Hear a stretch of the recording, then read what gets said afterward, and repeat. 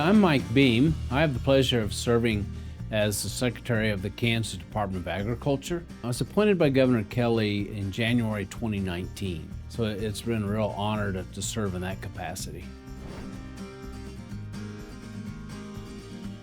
So there's a division within the Kansas Department of Agriculture called the Division of Conservation. It was formerly called Conservation Commission.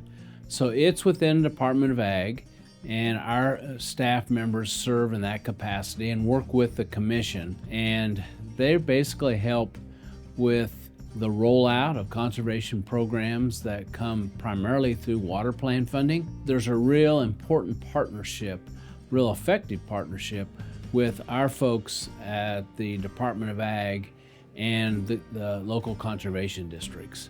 And so it's been ongoing a long time prior to the Division of Conservation being rolled into the Department of Ag. So that's a very important part of our agency.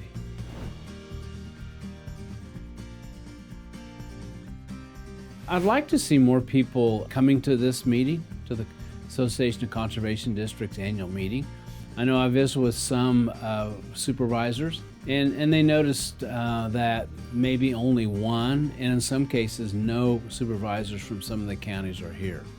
I know it's a big sacrifice, being away from home, everybody's busy, but I think there's just so much to learn, and there's a lot of information to share with each other. But those folks at the local level, on the Conservation District Board, the supervisors, play a very vital role in helping analyze what's their local, what's the real resource concerns, and making sure we know that at the Division of Conservation.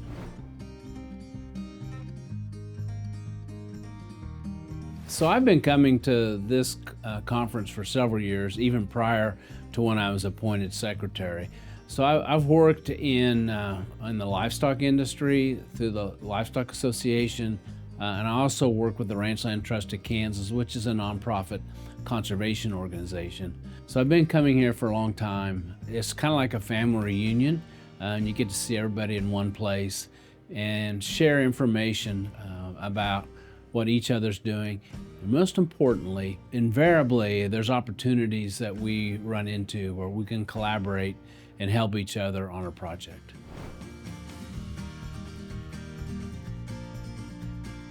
Well, we've had some conversations about the future of the water plan and how we can grow that.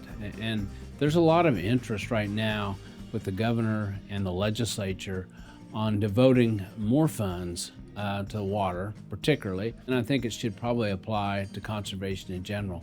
But we're at a point that I think if we're going to grow this, we need to do a good analysis of how that money is spent, but what kind of conservation results are we getting? Measurable results. And I believe that if that information can be collected and shared locally, that perhaps local governmental officials will be more apt to provide local funds, and then maybe we can get that matched with state funds as well.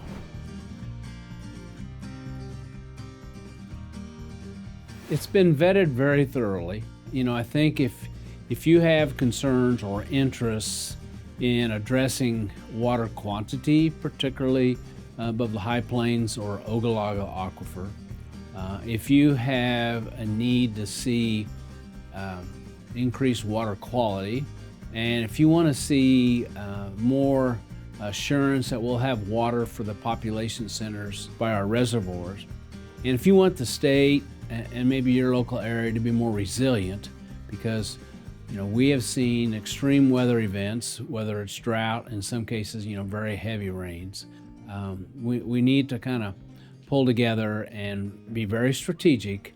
We can't cover it all, we can't do it all, but it looks like we're going to have significantly more funds.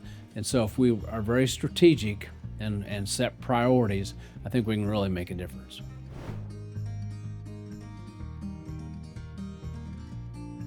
Well, water's front and center. The whole idea is to make sure that future generations have access to water and quality water. But there's also growing interest in our native grasslands. And we'll see information about how we've lost, close to 1 million acres of grasslands over a 10-year period, primarily with woody encroachment.